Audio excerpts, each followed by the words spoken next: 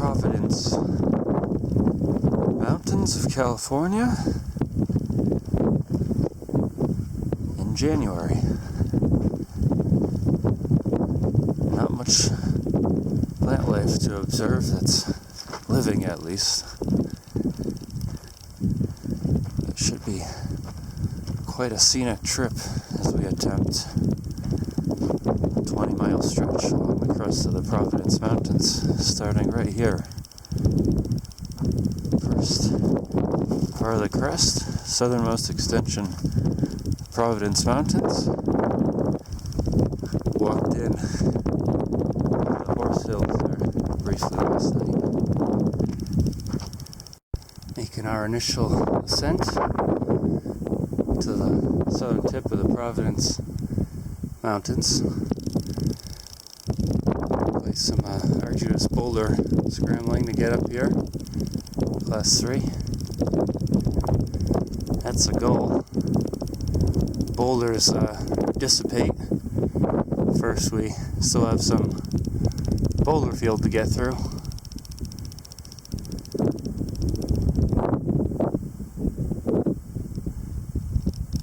Again, it's not easy. Look how chopped up it is. Very early January 2022, but technically already the new spring season. So much annual greenery starting to come up. Celia right there. Sinkia starting to come up. So we're already in much better condition. Look at those nice broad leaves. Already in much better condition. Very early in 2022. Sorry, the boulders are a bit involved here. Than during any point in the spring of 2021. In other words, there's very high hopes for a decent Mojave season by virtue of continuous rainstorms in December alone. Probably at least one storm per week throughout December. Very dry outlook ahead, but enough to start the annual greenery way up here, 5,000 feet, where you'd expect spring to prefer to come along a bit later in the season. It's still quite chilly up here, but most of these things will do what they can, given that it's above 32 degrees at night, with what they have when they have it. Rain comes in December, you leaf out in January, regardless of your elevation. So while we may be California today, coming trips will see us back near Laughlin really soon, I think, and exploring a whole new suite of ranges this spring. Funny photos for memories. Ran into some miner's shovels here.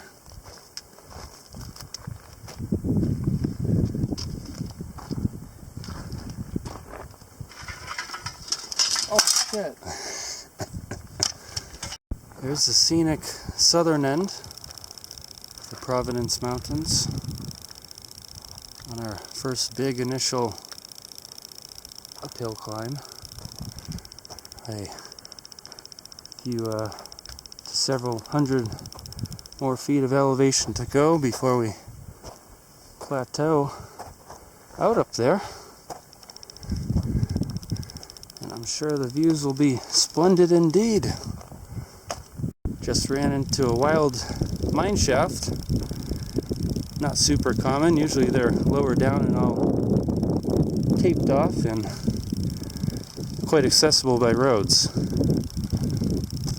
Not in this case. There's the immediate summit ahead, I do believe.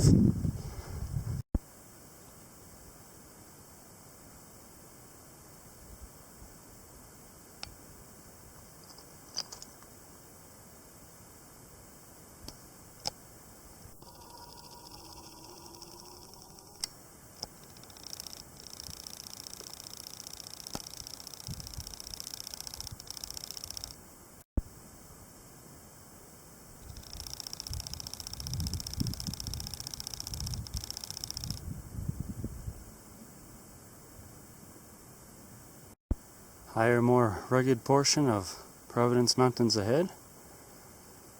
We're going to head down from this high point of the south end of the range. Quite beautiful. Head down along that ridge to that pass. In between this ridge and that major set of ridges, and continue from the pass onwards, hopefully today still, about halfway through the day. Day's not long in January, of course, this part of the world.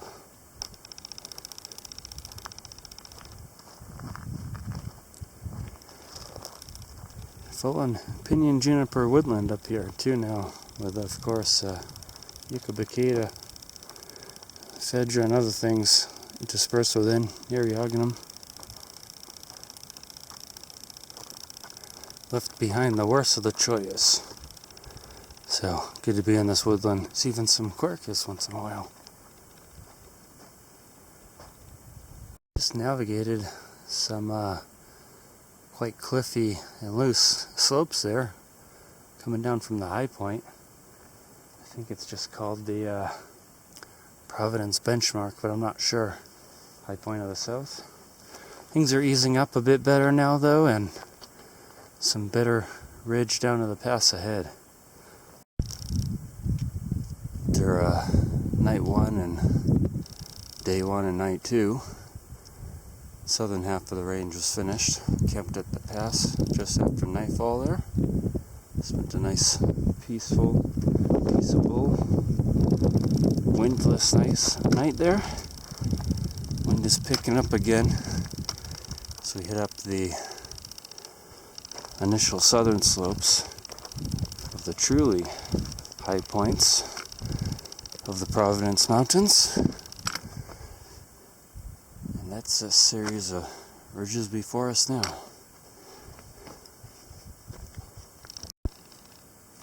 Having some immense difficulties here trying to get up Fountain Peak. The icy, frozen, loose rock slopes here are the least of it. The main problems are high on those ridges, which dip and rise in great cliff bands. So we would have just had to leave the range entirely if we had not found this frozen bypass. Still trying to get to Fountain Peak there, spending hours on it.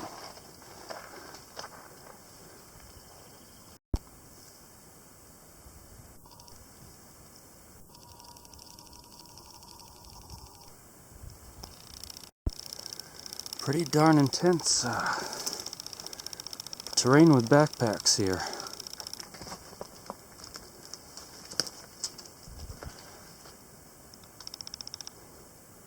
It's just band after band of rock, unnavigable rock. We have to work our ways through, around, or below.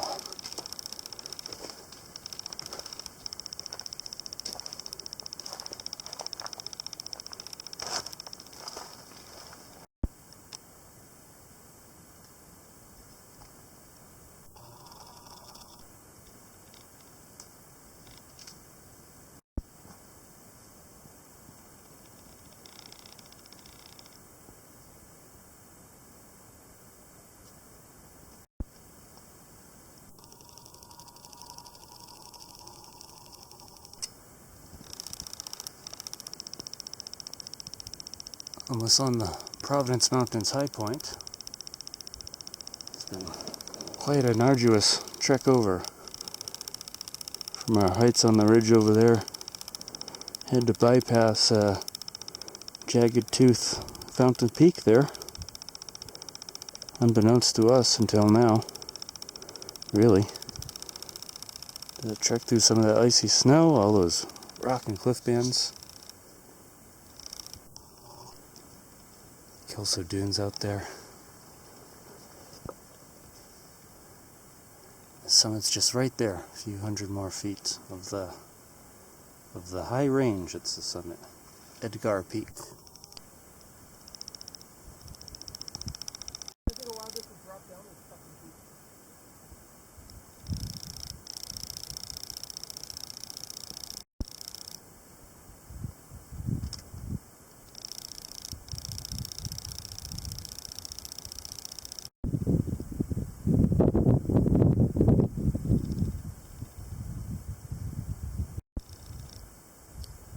Finally made it to the high point.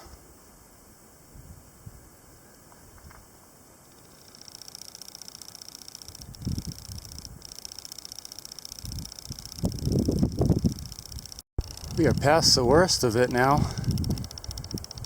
The events leading from Fountain Peak up to Edgar Peak there and then down again are some of the hardest things either of us have gone through in quite a while. Probably at least a year each. Extremely tough terrain with packs. And now it seems like we're doing a lot better with the little daylight we have remaining. Spent hours and hours of this short winter day getting up and over that thing.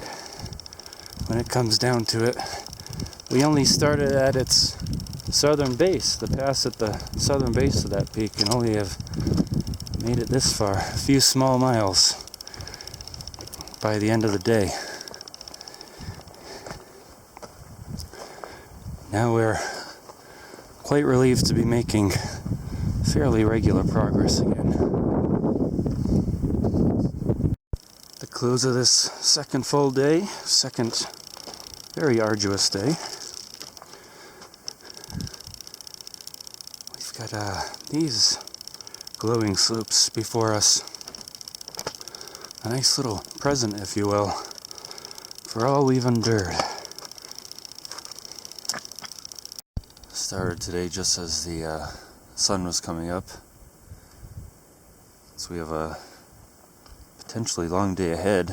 This is the last major climb of the trek though, this big limestone block here. Looks very dramatic from afar. The last big climb. After this it should be quite a bit of downhill, maybe a couple bumps along the way. Basically, after this summit it's a long way down through into little hills called the Mud Hills, where we're parked. Looks like that's the drop off of the ridge right there. Still looks quite challenging.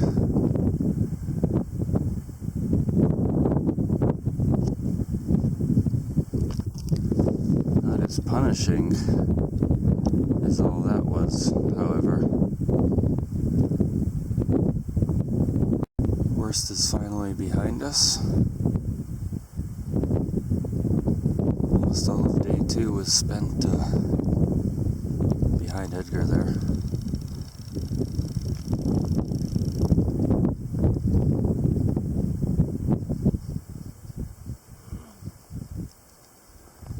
This is our last high point. Now it's time to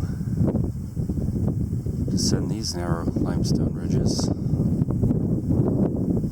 Maybe a few more nasty surprises hidden along the way. If so, so be it. If so, we may make a beeline straight into those mud hills there. Have to leave the ridge now. It's looked impassable going forwards, and in any case we are on a serious time crunch now and just need to get down to the valley here and back to the car. So I hope you enjoyed some of those scenes from the scenic Providence Mountains. They cost a lot for us to capture in terms of energy, effort, sheer brutality of mental force.